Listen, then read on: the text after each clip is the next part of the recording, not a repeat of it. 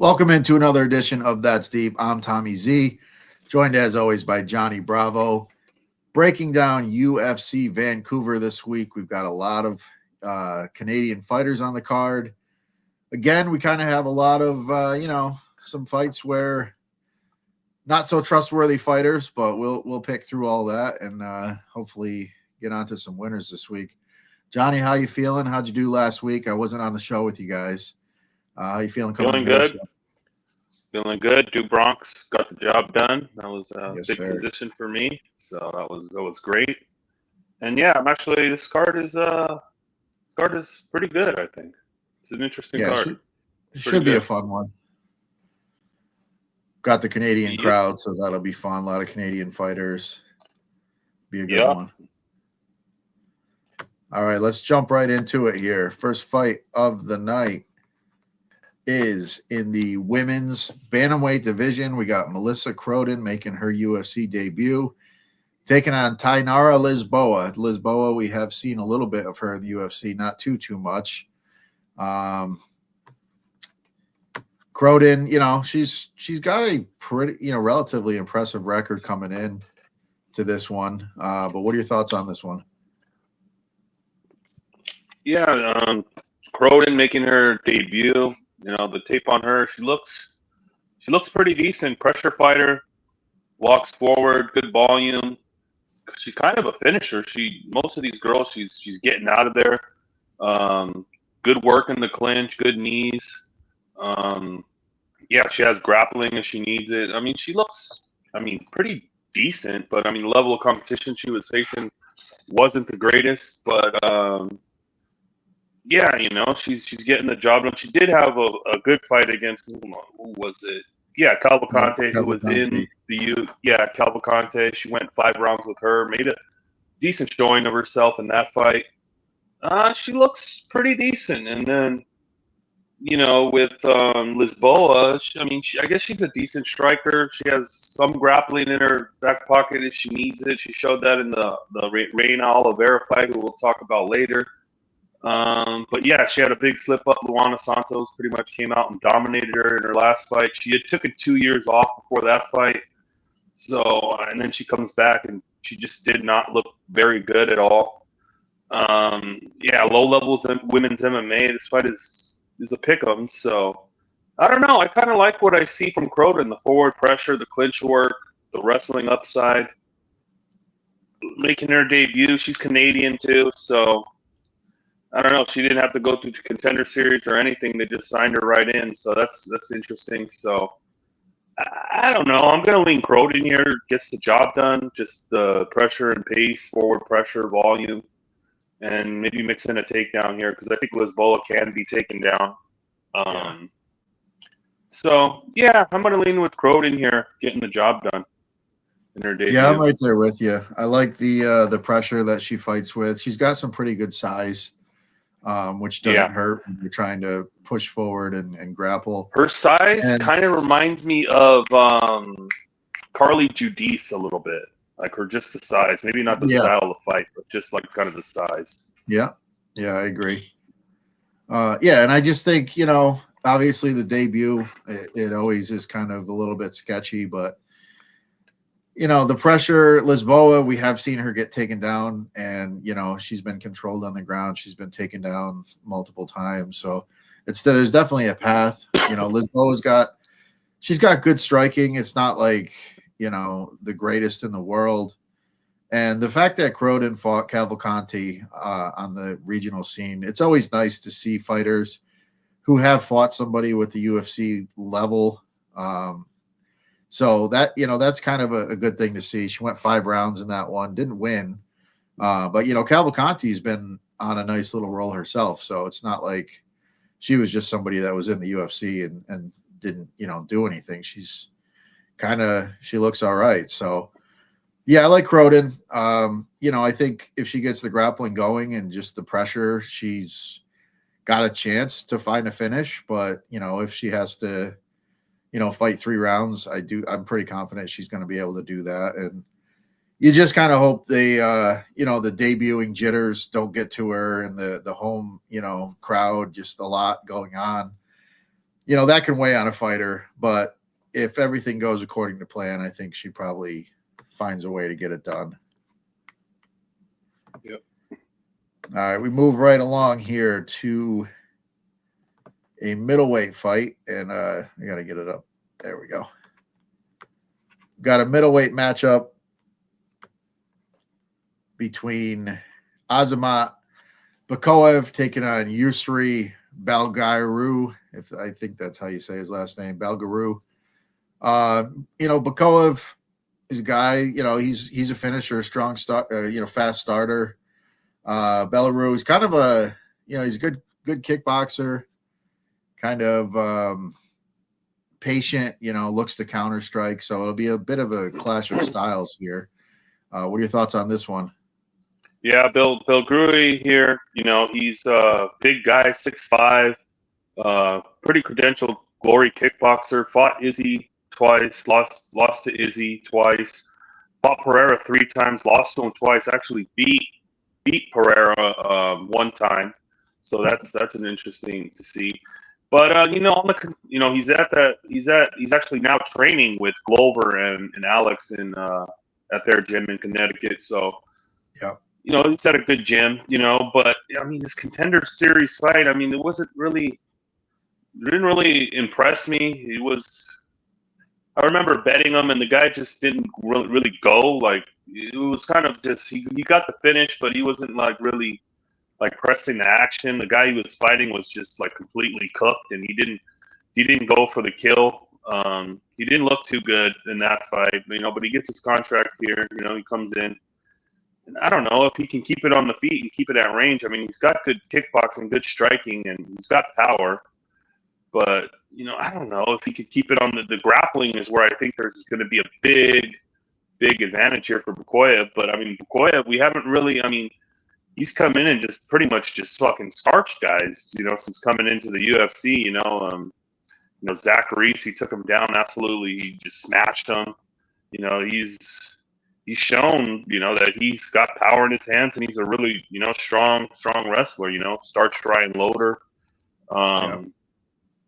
He's looked like the goods. He looks pretty good. And I think the grappling upside here is pretty massive, because this guy, Belagru, I don't think his takedown defense is very good. So I think he's pretty much a fish off his back. These kickboxers usually don't have, pretty good takedown defenses. I think Pereira, the time since coming into MMA, has worked all those years probably drilling with Glover and working with him.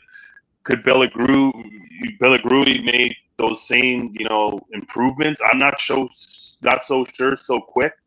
And I don't think he quite has the death touch that Pereira has. That one punch can absolutely just dead you. But right. I don't know. I'm going to lean Bakoev here. Pretty much gets takedowns and probably just smashes this guy and just gets him out of there. But, yeah, I like Bakoev.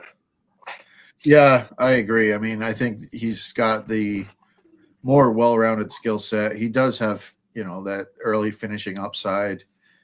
And, if he grapples and has some success with it, that's going to go a long way for him. So, and the kickboxing, counter striker type style, I don't know if it's going to be enough. He's going to have to land something big to win this fight, I think, because over the course of 3 rounds, I think Bakoev gets the grappling going, and he's just going to be the more active of the two. So, give me a grappling upside with a little bit more activity.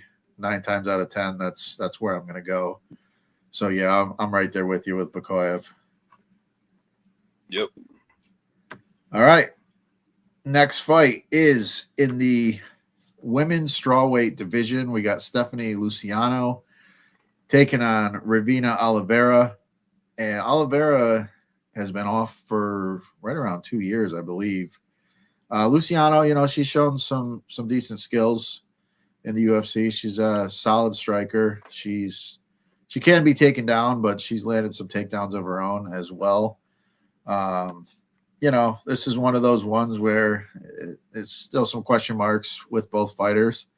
But what are your thoughts here?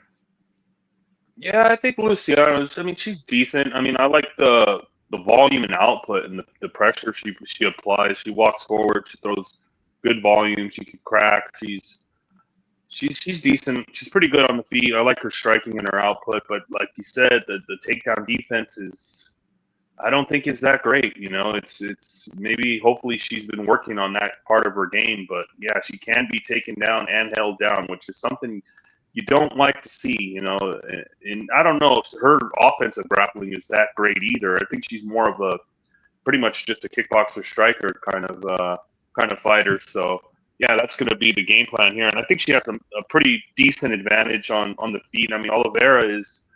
I mean, she has good output, but the striking isn't that technical. It's kind of wild. It's not the greatest to look at, not the greatest to watch. The Lisboa fight, you know, she kind of.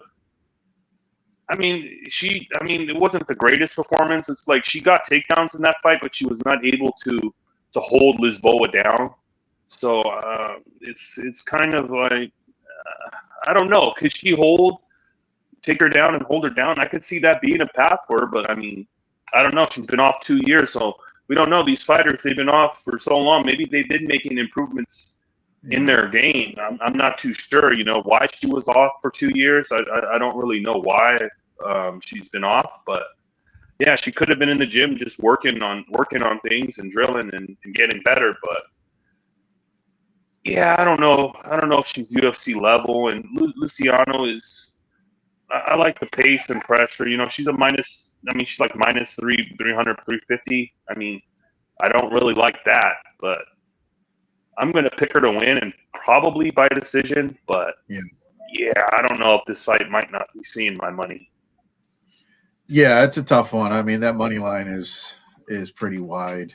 But I do like, just like you, I like the pace of Luciano, and I think that alone could be what gets the job done. I mean, yeah, there is the threat that she does get taken down and held down, but I think for the most part, she's going to be able to dictate the range. 2 years off is a long time for a fighter that doesn't have a ton of experience. So, you know, Oliveira, I don't know. Who knows what to expect? Maybe she does come out looking great and just massive improvements, but you know, I got to see it to believe it. So I like Luciano here. I just like you. I mean, I think probably the way to better is by decision, but you know, even probably the over is a good look to go.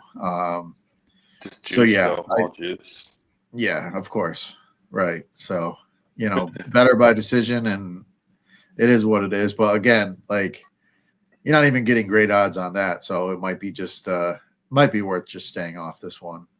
Maybe looking at it from a live perspective, that's always an option. So we'll see what we get with that. But yeah.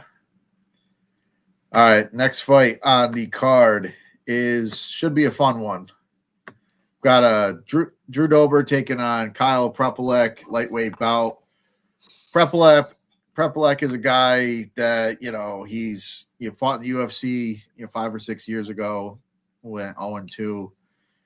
Came back against Benoit Saint Denis. He was kind of a sacrificial lamb there, so you know it wasn't much to see.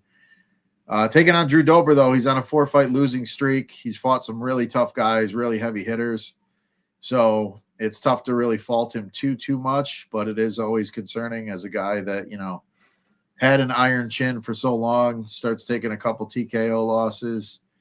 You know, you start to wonder how that durability is. But in this situation, you know, Drew Dober is a massive favorite. You know, obviously he's had much more success at the UFC level. But what are your thoughts here?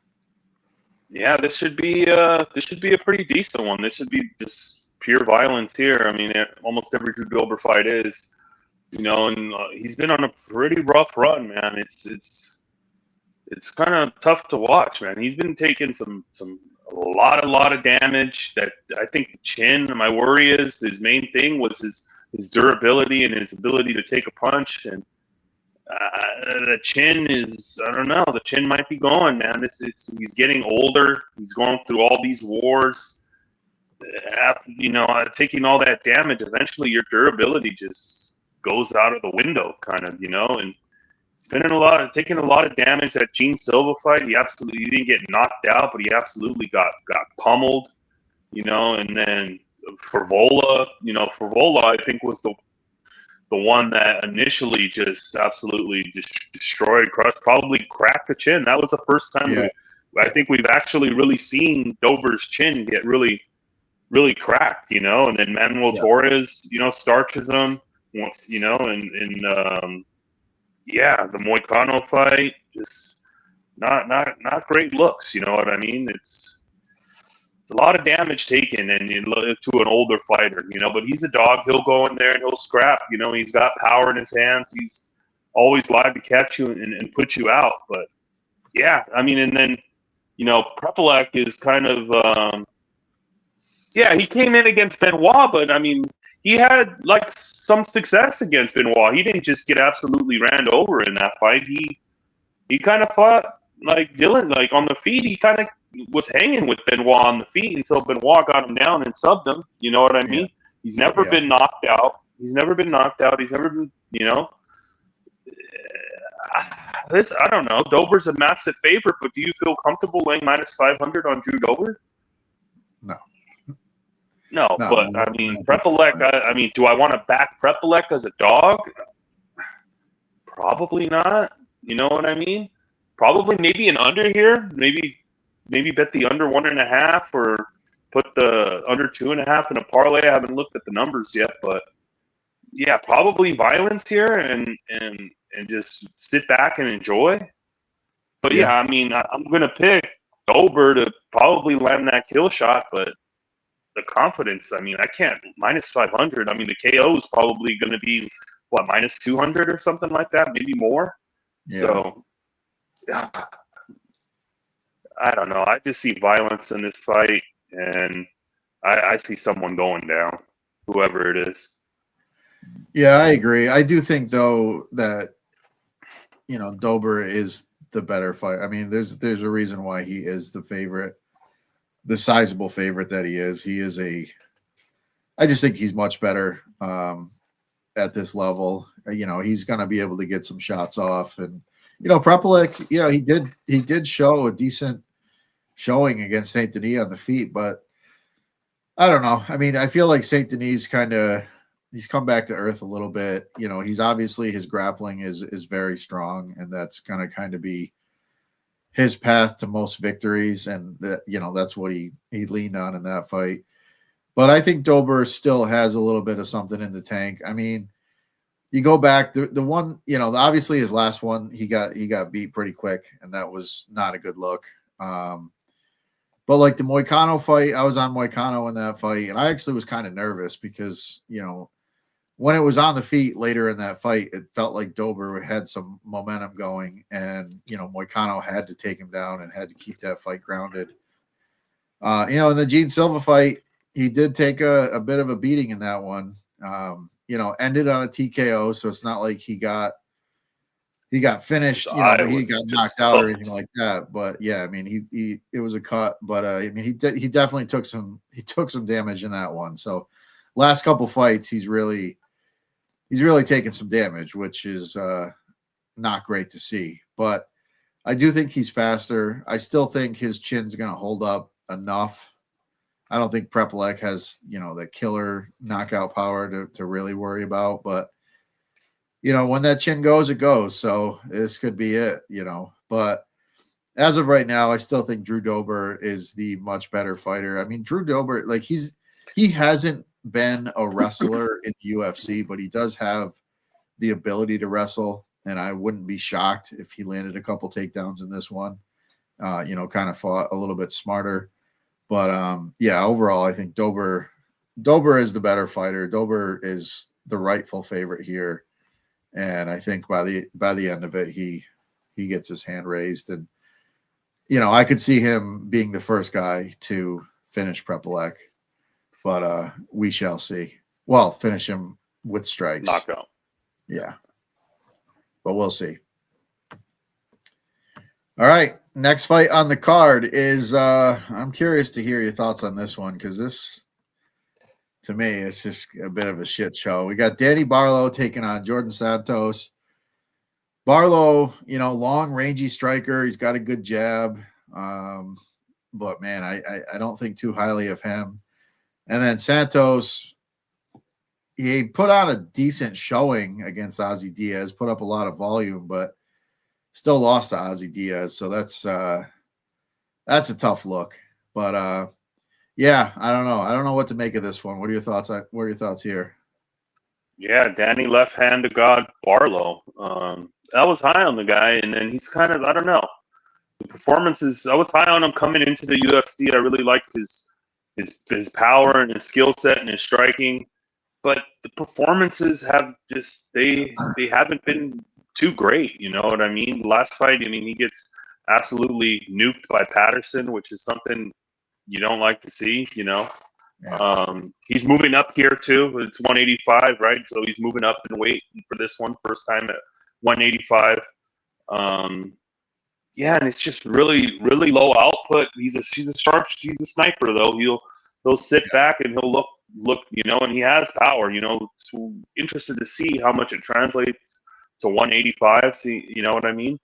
But yeah, I mean, he's a good striker, just low output. And, if he hits you with that left hand, it's pretty much, I mean, that's his number one weapon. And it's pretty much, it's a wrap if he lands clean with that left hand. You know what I mean? And that's, I mean, pretty much that's his skill set. I mean, the takedown defense is decent. You know what I mean? And this is this is going to be probably contested on the feet here.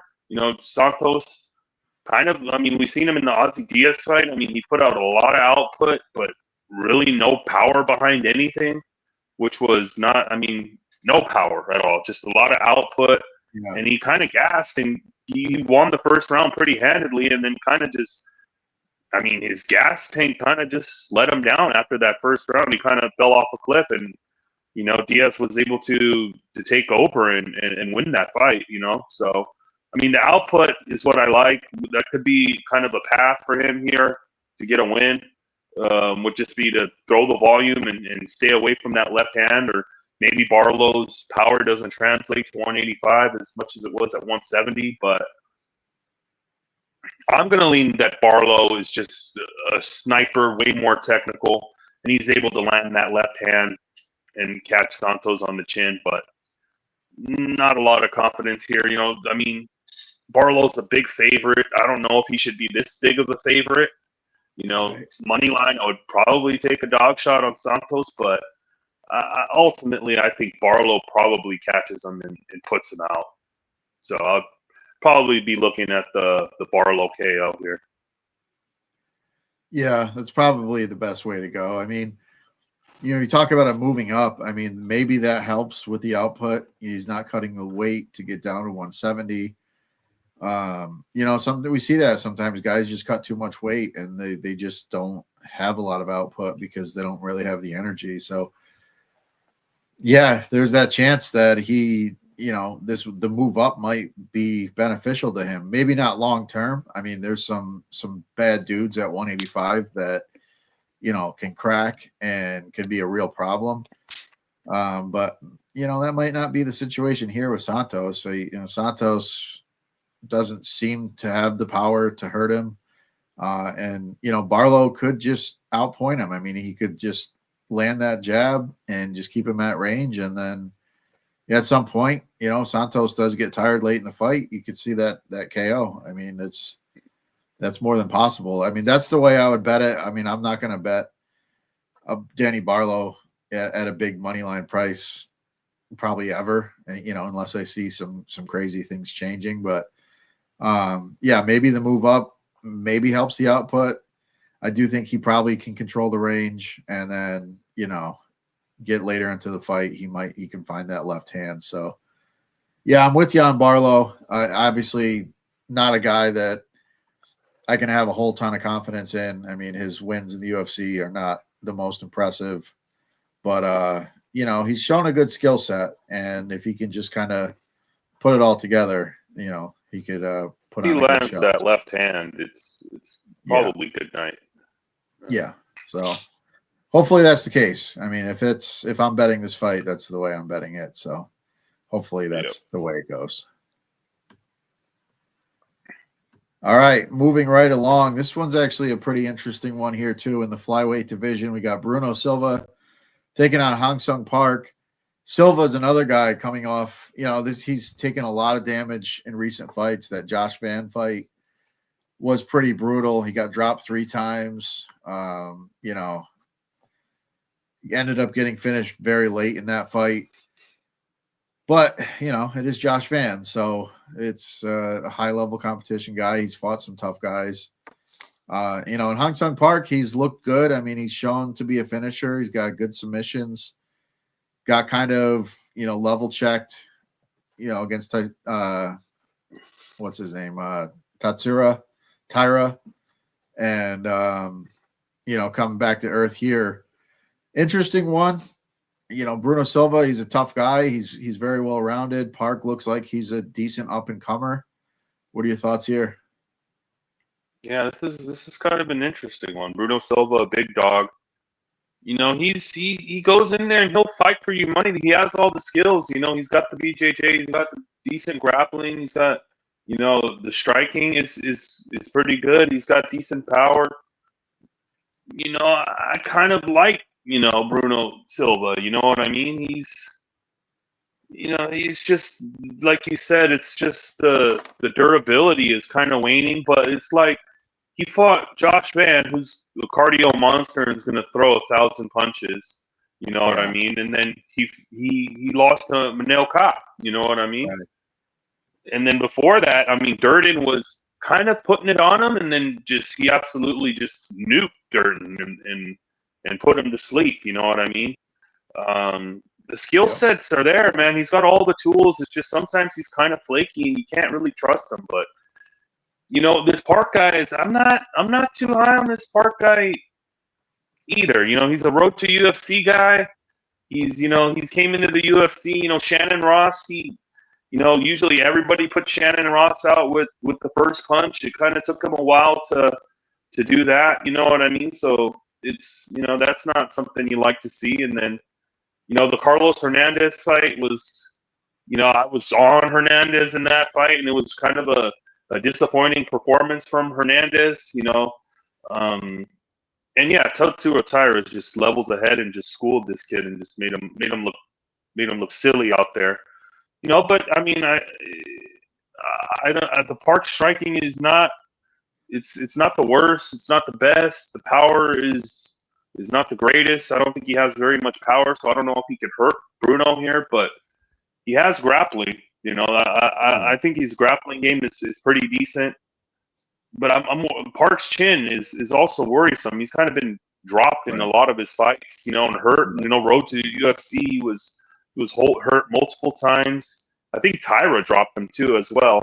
Yeah. So yeah, the chin is kind of, it's concerning. You know what I mean? And yeah, I'm just not a Park guy, man. I don't like betting on this guy.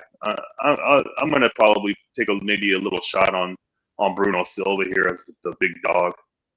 Take a little sprinkle on Silva. Yeah. I agree, man. I agree. I'm happy that you kind of had the same reads on this one as I did. Because you worry about the durability with Silva because, he's taken some shots and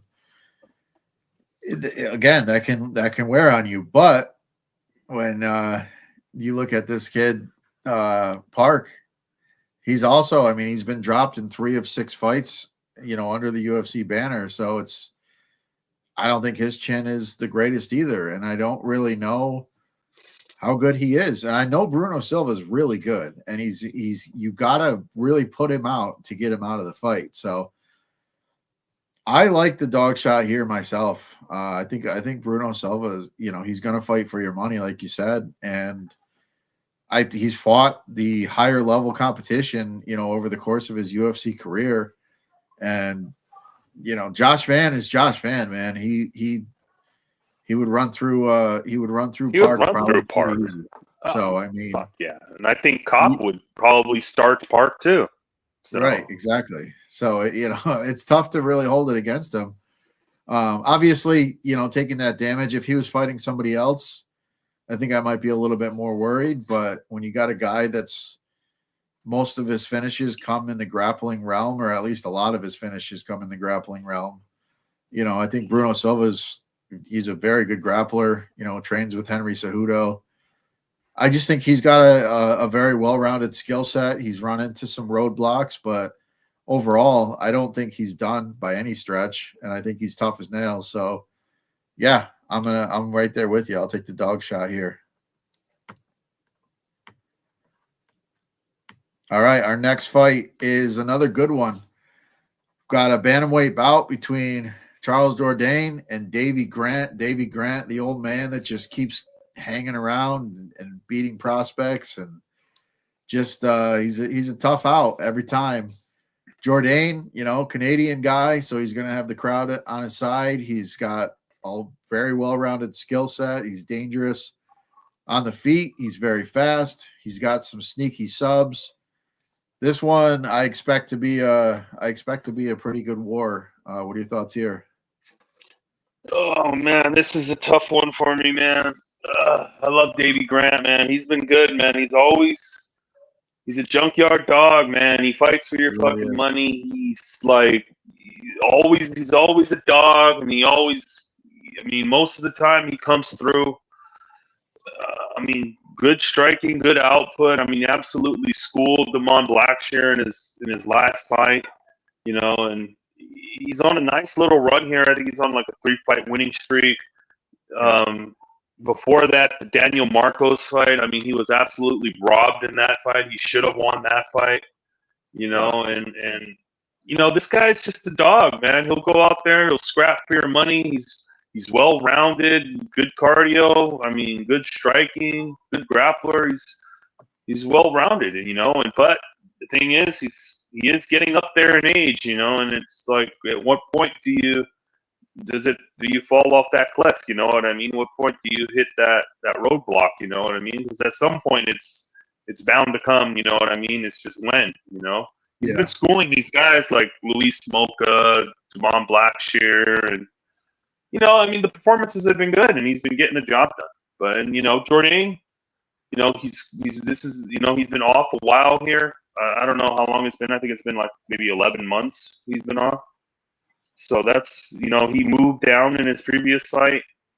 And then so November, so pretty much 11 months was the last time he fought. So that's interesting to see why he took such a long time off, probably injuries, I'm guessing, and the cut down to 135 might have been a little too much for him, but he's coming back here at 135 again, and I like his skill set. He's a good striker. He has that guillotine that he likes to pull. He's pretty good at it. He's got grappling if he needs it. I really like the Burgos fight, even though that fight. I love that, watching that fight. That was a great fight. And he's, the Gene Silva fight, he got knocked out. Sean Woodson, he lost to Sean Woodson, but Sean Woodson is almost a tough stylistic matchup for anybody, you know what I mean? And, he's a pretty decent guy. He's still young. He could be making improvements here. His brother on the Contender Series looked like a star, so maybe that gives him a little extra added motivation, to come in here and show out. Oh God, this is a tough one for me. I don't like betting against Davy Grant, man, but I think Jourdain gets the job done. But I don't like betting against Davy Grant because I bet on him so many times and he's paid me out, man. And it's like going against this guy, and like, man, it's tough, man. But I'm going to pick Jourdain to get the job done against from what I see. And I like the game of Jourdain. I like the striking. It should be a good fight, though. I'm reluctantly picking Jourdain to win. But, yeah, I like Davy Grant, too. He's paid me out, but I think it comes to an end here. Yeah, I think the speed in this one is just going to be a little bit of the factor here. Jourdain's very fast. He's got good movement. The move down, I think maybe some of the time off probably has to do with the weight cut. He can't just jump into a short notice fight. You know, he's got to have time to make the weight. I mean, he's not a huge guy, but a guy that, you know, spent his career at 145. It's probably not the easiest thing in the world. But yeah, I just think the speed's going to be there. You know, Davy Grant, he definitely has the ability to land that big shot. And, you know, we've seen Jourdain get cracked in the past. But again, you know, you're up a weight class. You're fighting some – I mean, Sean Woodson's an absolute giant. I don't even know how he makes 145. I guess he's skinny as all hell. His legs are like toothpicks. But that dude's absolutely massive and has really good boxing. You know, and Gene Silva, you know, what can you say? It's just Gene Silva. I mean, the guy's an absolute cannonball. So, yeah, I don't know. I just think the speed is going to be there for Jourdain, and that's going to be what gets the job done. Doesn't hurt that he's in his hometown. Every time he does something big, the crowd's going to react. So, you know, that could sway the judging a little bit. But yeah, I like Jourdain here. I think he gets it done. It's not an easy fight by any stretch. There's no easy Davy Grant fight. Even the fights he loses, you know, you could argue he won. So not an easy guy to pick against, but I do think Jourdain finds a way to get this one done. All right, moving right along, we've got another banger here. Got Kyle Nelson taking on Matt Frevola, lightweight division. Nelson has fought primarily at 45, so moving up to 55 here. Frevola's been on a bit of a rough run. We talked about him earlier. He got that big knockout win over Drew Dober. Things haven't gone the greatest since then. You know, Kyle Nelson was on a great run. I mean, he looked like he kind of put all the pieces together. And then he ran into Steve Garcia, who is, I mean, the dude's got power for days and you know, hit that roadblock. But two guys that are, you know, kind of up in the air. Both guys have skills. Frevola obviously has some good power. Kyle Nelson, big, strong dude. What are your thoughts here? Yeah, I mean, these are two guys, not really two trustworthy guys that got question marks about both of these guys, their ability. You know, Kyle Nelson, like you said, he was on that 3-fight win streak. You know, there were pretty good wins. You know, but going into that, I mean, he was big dogs in all of those fights. I mean, I really didn't trust him in any of those fights. You know, but I mean, he always ended up pulling out the Padilla fight and, you know, the Builder fight. I mean, he ended up, you know, somehow he found a way, you know, in his style, you know, that's just kind of, you know, before that little win streak he had, he was kind of just like a rock'em sock'em robot, run in, crash the pocket and try to catch you, you know. But he kind of changed his style for those last couple of fights where he was kind of more of like a kind of a technical outside kind of point fighter, you know, and then he ran into Garcia, who kind of just made him fight, you know, and then Garcia was able to just kind of land in the pocket big and put him out, which shows that the chin is still, you know, he's older already. I mean, he's probably ready to go. You know, he's older. He's like, how old is he? 37 maybe? I think so. 36 or 37. Oh, no, he's only 34. Oh. Yeah. Seems older. So, seems older. So, yeah, you know, that's, I mean, I don't know. And then Frevola is kind of just like not the smartest guy, you know what I mean? Doesn't have the best fight IQ. He has really good wrestling, but he doesn't really, I mean, he's kind of an idiot who wants to go out there and just put on a show for the fans and go out there and stand and bang. When he has wrestling in his pocket, you know, he trains with Aljo and Marab, and he's at that Longo gym, but he just like kind of just throws that out the window. You know, I remember, I think it was a couple fights ago, or maybe his last fight, he put a poll on Twitter and was like, should I wrestle or should I stand and bang? You know, the guy's obviously like for the fans, maybe not the smartest fight IQ to win. So yeah, I think these guys are probably going to go out there and stand and bang. You know what I mean? And I don't trust either one of their chins. I love violence here. I think somebody's going down. I can't really pick who. I'm going to lean for Vola, but I see somebody getting starched here and You early. lean Favola goes down or Favola wins? Yeah. Or, yeah. Yeah. So, yeah, I think somebody's going out here. So, yeah, I like Yeah, Violence as my favorite bet. Violence is my favorite bet. Lean for Vola, but, yeah, I like Violence here. yeah, I kind of agree. I mean, when I looked at it before tape, I thought, Nelson has looked good up until that Garcia fight. And, the Frivola, like the last knockout Frivola took was pretty nasty.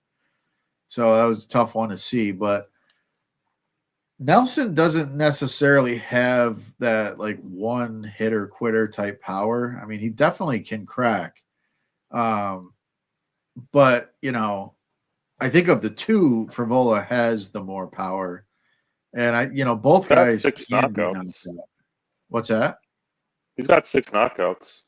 Yeah, but No. it's just like I don't know. He even in those fights he was winning, he just he showed like a toughness. He kind of wore on guys, and that's kind of how he wins. And Frivola's a guy. He's a tough out. So it's hard to wear on him because he does have he does fight at a pretty good pace, and he does like to scrap. So I don't know, man. I worry a lot about the chin of both guys, and I just think I feel like Frivola just has like the fight changing power that could make the difference. But I don't know, man. I just worry because I've kind of backed him in some fights where I thought he had a really good shot, and I thought mix it up, grapple a little bit, but he really doesn't do that. So it's tough. And this is a fight where trying to mix it up in the grappling with Nelson. Nelson's a guy that can be taken down, but he's such a big, strong guy that he does scramble pretty well. And he can land takedowns himself. I ultimately, when it comes down to it, I feel like if somebody is going to catch the chin, I think Frivola is going to be the one that clips him. But man, I don't know. It's tough. I think the fight not to go is probably a good look. Both guys, I they're like going to my be. is the fight doesn't start round 3. It's like -115. Yeah, I like that a lot. Yeah. yeah, that's not too bad. I mean, generally speaking, when Frivola gets knocked out, he gets knocked out pretty quick. Nelson, he's had a couple where he's gone later into the fight, but he's getting knocked out late second round, and so yeah, I mean that might be the way to go. The -115 fight doesn't start round 3. Both guys, it's tough. It's tough to really to have a strong take on who's going to win this fight, but ultimately, I think I would go with Frivola because I do think he's just got the ability to just land that one shot and change the whole fight. But yeah, overall, I like Violence here. So yeah, give me the under. The fight doesn't start. That's a solid way to go. This fight doesn't start round 3. All right, moving right along. We've got another interesting one here. We got Cody Gibson taking on Orichi Lang in the bantamweight division. Orichi Lang's a guy that like I've been up and down on him. Like I thought at one point he put it together, but then he's another guy that takes a lot of damage in his fights, and he's got a pretty decent skill set, but man, he gets hit and he can be taken down. And Cody Gibson's a guy that's got pretty strong wrestling, not necessarily the most trustworthy guy either. So I think there's a lot of question marks in this one. What are your thoughts here? Yeah, I was similar to you. I was on the Orichi Lane kind of bandwagon, maybe thinking he had kind of, put some things together, and it's just he's just very low output, man. He's got power in his hands. He can crack, but the volume is not there. I mean, he has offensive wrestling of his own if he can get it going, but it's not the greatest. He can be taken down and out wrestled. We've seen that before. But I mean, the Rosas fight, he kind of impressed me a little bit with his takedown defense there in that fight. You know, Rosas really wasn't able to get him down and control him until like round 3. So that was kind of impressive. You know, it's just, man, I like his skill set. I think he has all the tools. It's just he's so low volume, man. That's my problem with him. It's just the volume. You know, I want to back him. He was one of my guys. You know, I thought he had some potential, but yeah, he's just really low volume. But he can crack. He does have good power. But yeah, it's just hasn't, like you said, hasn't really put it all together. And then Cody Gibson, you know, he's been in the UFC. You know, we pretty much know what we're getting out of him. He's a pressure fighter, good volume, not really the most power in his hands. He's got good wrestling, you know, but maybe the fight IQ is not the greatest. You know, in the Blackshear fight, he was piecing up Blackshear on the feet, beating him up, and then he wants to take it into Blackshear's realm and shoot a takedown and then get choked out, which is right there off the bat isn't maybe the smartest or best fight IQ. Terrible fight IQ. But I was happy because I was on Blackshear sub in that fight, so he got me big out there. So yeah, this is a really tough one for me. I don't know where to go here. I think I'm maybe taking the shot on Richie Lang maybe here, but he's bit me before when I thought I could trust him, and maybe he'll put it all together and put on a performance. But I don't really trust Gibson, you know, either. So this is probably a pass for me unless you can convince me into something. But yeah, I'm gonna lean with Richie Lang, but yeah, not a lot of confidence and probably won't bet it. Yeah, I'm not gonna convince you on this fight. I mean, I lean that Gibson wins because I do think he has the ability to grapple, and you know, there's a chance where he gets on the back and controls, you know, a round and a half, 2 rounds, just has success there. But I mean, Richie Lang, he's a bit of a dog. I mean, he'll fight, he'll scrap, and I think he's going to make it a hell of a fight. So honestly, from a fan perspective, I think this one should be pretty good. I mean, I think both guys are willing to trade. You know, Gibson, we've seen him have some success. I mean, even in the Brad Katona fight, he was rolling for a good majority of that fight, and then just kind of fell off. So, you know, Gibson's a guy. He's got the skills. I think I lean him in this fight because I do think he can have some success with the grappling, and I think he's more willing to go for submissions than Raul Rosas was. Rosas, to me, that it was kind of a disappointing performance. I mean, but you got to give credit to Richie Lang. I mean, he really did make it hard to get the takedowns, and you know, when the fight did get to the ground, he pretty much stalemated him. There wasn't much from Rosas. Rosas, you know, wasn't landing a lot of big, heavy ground and pound. He wasn't going for submissions. So, yeah, that's a pretty good notch for Richie Lang against a guy who's, you know, pretty much primarily a dominant grappler. So, you know, you got to give him some credit there. And yeah, I think it's going to be a scrap. I think it'll be a fun one. I think it's another one that I'll probably just wait and see how it plays out and maybe try to get in live. But I think I'm just going to watch this one and hope for an entertaining fight for the most part. All right, moving right along to a very, very intriguing fight here. We got Manon Fiorot coming off the title fight loss, taking on Jasmine Jasudavicius, women's flyweight division. Jasmine is somebody that if she can get through this fight and, you know, maybe grab another win or two, she's going to be right there in that title picture. Fiorot, obviously known for her striking, very good striker. She's got pretty solid takedown defense. Taking on Jasmine here, who's not much of a striker. Her striking has improved over the last few fights, but you know, she wants to get this fight to the mat and go to work with elbows and look for submissions. So pretty good styles clash here. pretty high level fight, for this division.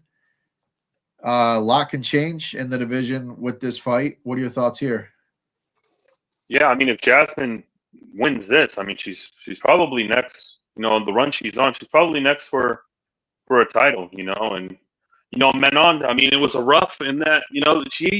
She put out a pretty valiant effort in that Valentina fight. I think she had arguments to maybe have won that fight, but I think ultimately what lost her the fight was the fourth round where she got dropped with like 5 seconds left. I think that probably in a round she was winning, that probably stole the round for Valentina, and she lost that fight. But it was a valiant effort. She stuffed a lot of the takedowns of Valentina. Manon's got really good takedown defense, really hard to take down. Sticks on the outside, real technical kickboxing, uses her kicks, her strikes. I really like her striking. Yeah, she's really good. She's got decent power in her hands. She can crack. Yeah, I like Manon's skill set, and I especially think the takedown defense here is going to be a massive advantage here because it's levels on the feet here. I mean, I think Jazz is pretty much, I like Jazz.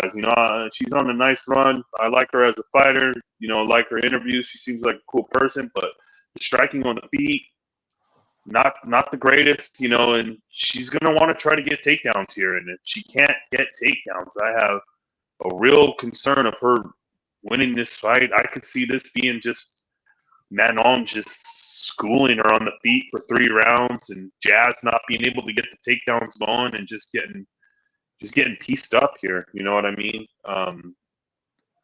Yeah, but there is a path for Jazz to get takedowns, and if she gets it down, she's got really good wrestling, really good top control, good ground and pound on the ground. Good skill set if she can get it to the ground. But I mean, I just think Manon. I mean, Valentina is struggling to get you down and hold you down. I think it's going to be a pretty tall task for Jazz, but I mean, she can do it, and she's not a dead duck in this fight. There is paths for her to win, but I just think the takedown defense. I think Manon's going to be able to keep it on the feet, and on the feet, there's just massive like skill and skill advantage on the feet. Yes. I think she's just going to piece her up. I thought about looking at maybe like a late Manon KO, like 2-3 maybe. I could definitely see that where, she's just piecing her up. Jazz is frustrated. She's on the feet, just getting beat up and just, you know what I mean? And she ends up, just getting stopped late in the fight. I could definitely see that. I might sprinkle that a little bit, but I'll definitely have Manon in a couple of parlays. But yeah, I like Manon here pretty significantly. Yeah, so I am actually going to take the shot on Jasmine here. I think her takedown entries are good enough to where she's gonna be able to find a couple. And I know it's a tall task if she doesn't find the takedowns, she more than likely is going to lose because while her striking has improved, it's not the same. I mean, Manon's striking is definitely better, and she's not winning on the feet unless she finds like a big shot or something, but that's not really her game. She comes in, she throws, she's willing to scrap, she's willing to take a shot or two to get in on the takedowns. She's not shying away from striking by any stretch of the imagination. But I think that title fight hangover and the fact that Jasmine, she's definitely got the best takedowns that Manon has faced to this point. I mean, Jasmine is. Do you think she's a better wrestler? I mean, Valentina? Yeah, I think so. I mean, Valentina's wrestling is good, and Valentina is very well rounded. But I just feel like Jasmine's entrances are just cleaner, and when she gets in on the hips, she's very good. Like the takedown's pretty much guaranteed, as long as she gets in well. And I think she does a good job. Like she throws the overhands, sneaks her way in, finds a way to get to the legs. She's got good size too, which helps. I think, yeah, in a grappling match, I mean, I'm gonna go with Jasmine all day. over Valentina. But Mm. tough. It's tough. I know it's a tough look, but at nearly 2-1, she's on a good roll. She's in her home city. I think Jasmine may just be able to pull this one out. She's up against it on the feet, and I think she knows that. But I think she's going to find a way to get this one done. It's if she can't get the takedowns, I know it's going to be a real problem, and I know that's going to be a losing ticket. But I'm willing to take the shot here. Nearly 2-1. I don't know what she's at right now. I know some money came in on her a little bit, so the number went down. But I think when it comes to fight time, it's probably going to be around 190 plus 200. And yeah, I don't know, man. I think Jasdavicius is tough enough to just take some shots, get in, and work her game. So that's the shot. I'll take the shot there, and we'll see what happens. All right, moving right along. We've got Marlon Chito Vera, who was, he's fought for the title. He's been in the top 5 for quite some time. Taking on Amin Zahabi, who is kind of a surprise, the run that he's gone on. But, man, he's gone on a pretty good run. Very good striker. Obviously, his brother Faraz, the famous coach for George St. Pierre. He's done a good job with Amin, bringing him along in his career. Good fight here. I mean, both guys more than likely going to want to keep this one on the feet. They're just going to want to stand and bang. What are your thoughts on this one?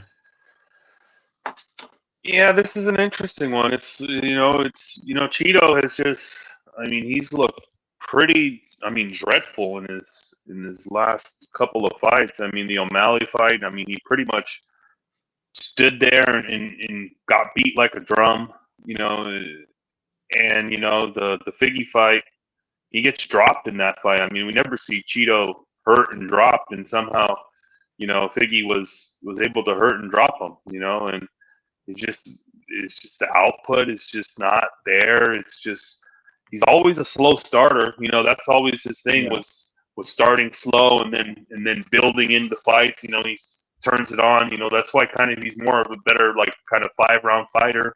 Because it takes him maybe 7.5 minutes to kind of wake up and get going. But that third round, he can really turn it on. But it's almost like you give away the first 2 rounds and then you need a finish. You know what I mean? Yeah.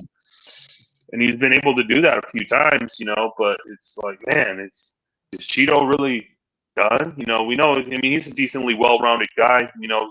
The striking is, if he had volume, I like the striking. Cheeto's got really good striking, good power in his hands, but sometimes he just doesn't let his hands go and he falls behind, I was listening to his press conference today and he said he took some time off, which he's been off for a while, and he made some adjustments. He said he was running 30 miles on Sunday, a 30-mile fucking marathon on Sunday.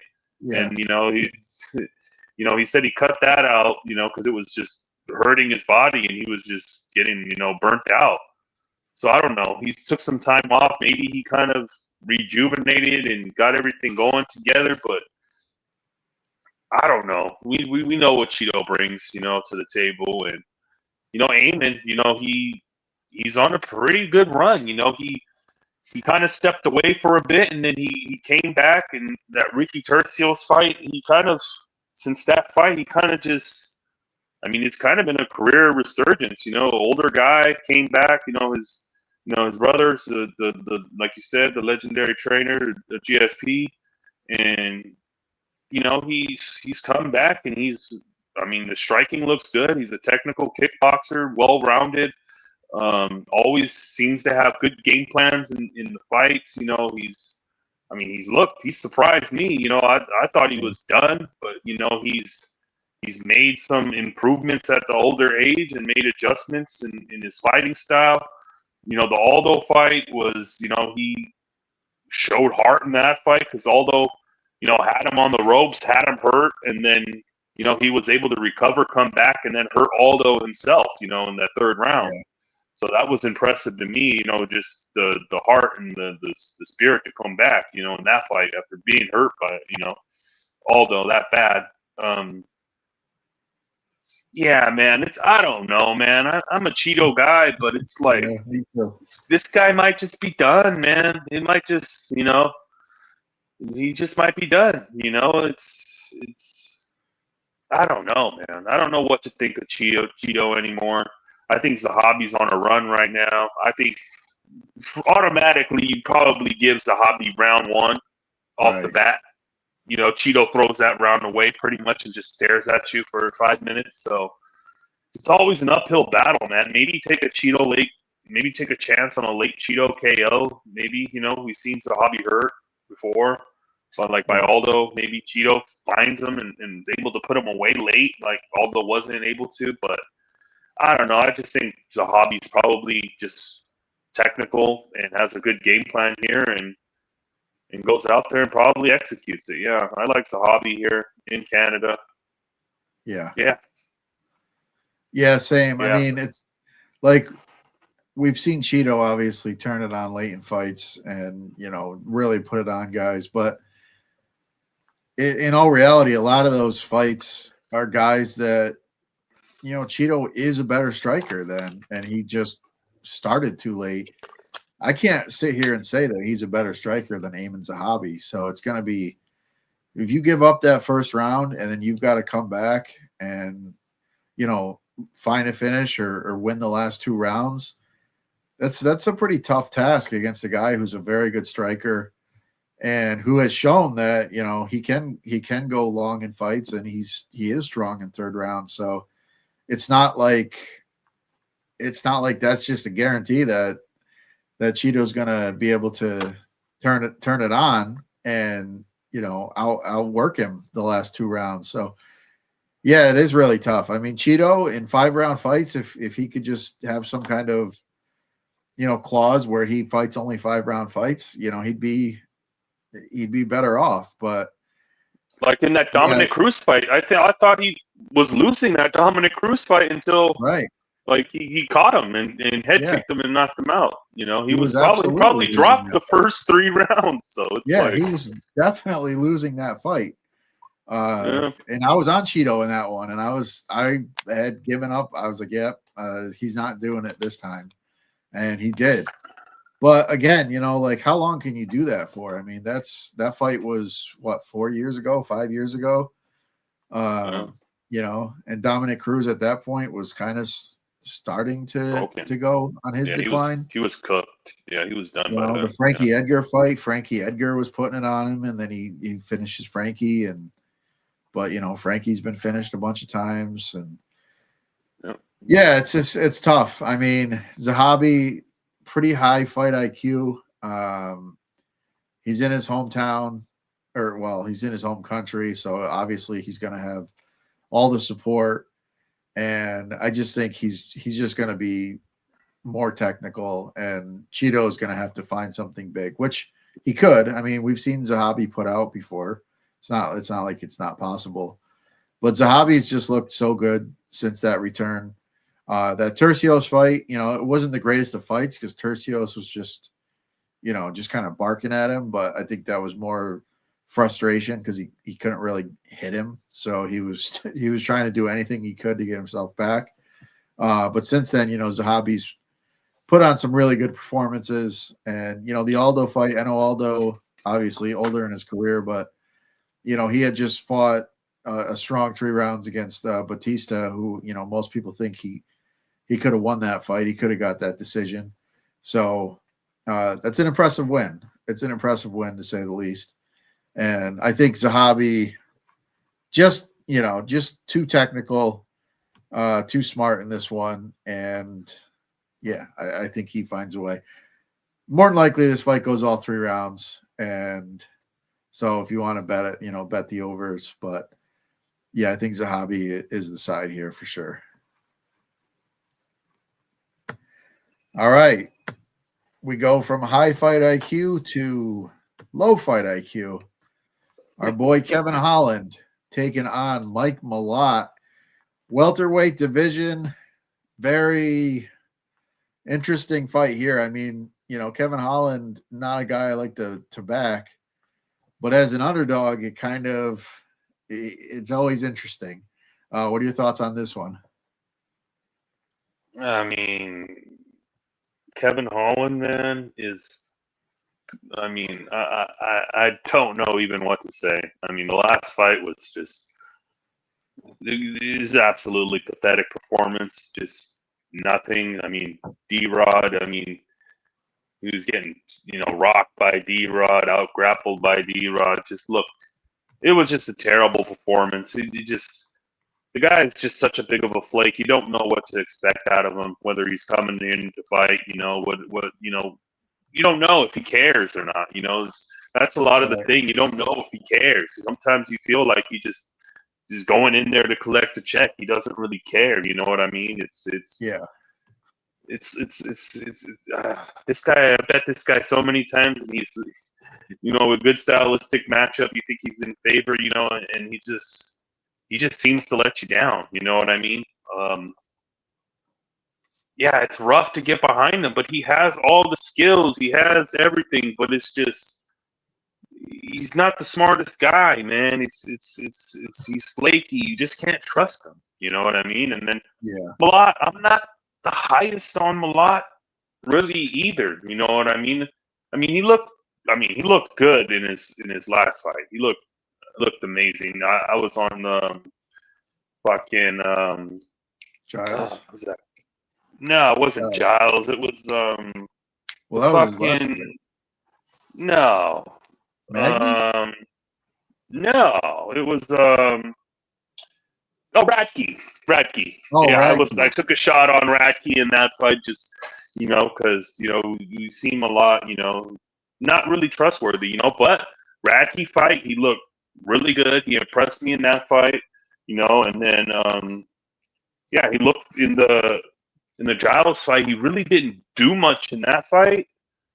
But it was coming off that Neil Magny where he absolutely pummeled Neil Magny for 2 rounds, absolutely pummeled him. Should have probably finished him, but Neil Magny did what Neil Magny does, and Neil Magny found a way, you know what I mean? And Malott just death gassed, and Magny got on top and absolutely destroyed him, But then he came back against Trevin Giles. It was more of a technical kind of low volume performance, looked kind of scared to get hit, didn't want to gas out. And then the Radke fight, he came out and just pretty much just ran right through him. So, I don't know, man. Kevin Holland's talking a big game here, and I had heard something. I was listening to a podcast that maybe that Holland got knocked out in training before his last fight against D-Rod. Yeah, I heard he came in with some issues there. Yeah, so I don't know, man. I don't know if I can bet Kevin Holland, man. It's it's hard to get there, man. I think he probably could have the advantage here on the feet. It's the length and the striking, but I think Malott has a wrestling upside if he can get the takedowns. This is a tough one for me, man. I don't know where to go here. I'm going to pick Malott just because I can't trust Kevin Holland for right now, but I don't know, man. This is a tough one. It is because, on paper, he has the skills to win, man. He has all the skills to get the job done, man, and make it look easy. That's the thing. If Holland wins this fight, he probably looks like a $3 favorite. That's the thing that's so tough. He is the underdog, so if you're betting him, it makes it easier. But he's not a huge underdog, so it's not like you're getting massive value there. I don't know. I don't know. I don't know what to think of Malott. Going back to the well. The thing is, I just don't know if I can pull the trigger because it just hurt so bad last time. I had so much tied to Kevin Holland, and before the fight, I was like, I could just bet Rodriguez and just be okay because I think he was like what 3-1, whatever it was. Like Holland was like minus 500, minus 600 in that fight. Yeah, so it was like. I could have easily just hedged on D-Rod, but I was like, there's just no way. There's just no way. And there was a way. And Holland had that fight in the third round. He almost like held him up. He hit him up against the cage, had him hurt. D-Rod was like crumbling, and Holland kind of fell into him and then tried to take his back and then slipped off and then ended up on the bottom. He had that fight. He could have still won that fight in the third round. But it's Kevin Holland. So that's it's a thing, man. It's hard to trust him. Even when he's got the fight won, he falls off. He was dead gassed, and it just didn't go his way, which is it's a really tough look. Now, one thing I will say is D-Rod did kind of come out just like guns blazing, which Malott on the feet isn't really doing that. If he's coming out aggressive, it's generally in the grappling department. So, I think Holland could piece him up on the feet. But yeah, I mean, it's tough. It's really tough to get behind Kevin Holland and put money on him at this point. So I don't know. Malott is another Canadian. He's got a lot of momentum. I don't know. It's tough. I think I'm still going to roll as an official pick with Kevin Holland because I do think on paper he is the better fighter. But yeah, I don't know. I might just sit back and watch this one because I just can't. I just don't want to lose any more money on Kevin Holland. All right, that brings us to our main event of the evening. We have Renner de Ritter taking on Brendan Allen. Both guys have a pretty well-rounded skill set. Obviously, de Ritter is a very strong grappler. He's got big body, knees to the body, which are dangerous. His striking overall can be a little sketchy. Allen is a guy, he's well-rounded. I mean, he's got good skills on the feet. He's got good skills on the ground. Cardio is the biggest issue, I think, with him at this point. Allen is taking this fight on relatively short notice. It was supposed to be Fluffy Hernandez in this spot, which would have been a very interesting matchup. But what are your thoughts here? Yeah, I was really looking for the de Ritter Fluffy fight. That was going to be a banger. Yeah, but then in steps Brendan Allen, who's claiming to be Canadian. That's interesting. Yeah, de Ritter, really strong grappler, double champion at one on a pretty decent run here. I know you thought you gave up on him after his first fight. You thought he was cooked. He had no cardio, but then, yep. It wasn't the greatest looks in that first fight. He kind of gassed out and didn't look the greatest, but he got the job done. And then since then, I mean, the Bo Nickel fight looked amazing, and that fight absolutely ran right through Bo Nickel. Robert Whitaker, I mean, you do that to Robert Whitaker, I mean, even maybe if Whitaker's, lost a little bit of a step, I mean, he kind of went out there and just did whatever he want with Bobby, and that was really impressive to me, good skill set, good grappler, good submissions, really, massive for the weight class. I mean, giant, he's fought at 205, he's fought at like heavyweights before over in one championship. He's a big dude, he's, the striking isn't maybe the greatest, kind of low volume, but he's good in the clinch. He has those sharp knees that are nasty, that destroyed Bo Nickel. The knees were knees to the body, And, Allen, he's not the smartest of guys, not the best fight IQ, decently well-rounded, decent striking. I have question marks about his chin.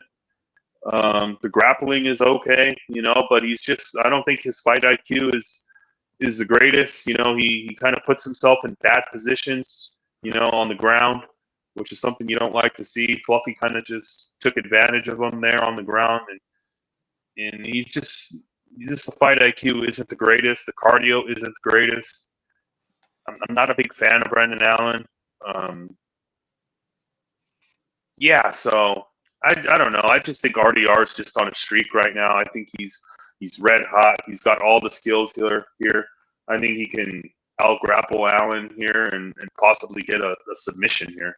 So, yeah, I like RDR here pretty good, pretty well. Yeah, I agree. I think he finds a finish in this fight one way or another. Don't like Allen's cardio. Chin, definitely questionable. I don't really worry so much about that with DeRitter. I don't think DeRitter's going to crack his chin. But I think DeRitter, over the course of 5 rounds is going to have some pretty big advantages. He's going to wear on him. And, he is the better grappler. Allen is a good grappler, but DeRitter is definitely the better of the two. I think he just works the body, works the clinch, wears on him, and at some point he either finds a ground and pound finish or, a submission. So I like DeRitter in this spot. The Fluffy fight was going to be crazy. I mean, I don't know where I was going to go with that. I love Fluffy. I mean, the guys probably would have been on Fluff. Yeah, and I probably would have too.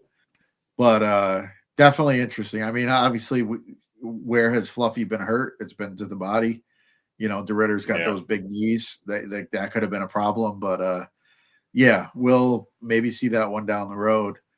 But as of this one, I mean, I just think DeRitter, he's on a nice run. He's proved me wrong multiple times. But I see the skill set that he does have. I mean, he's a tough guy.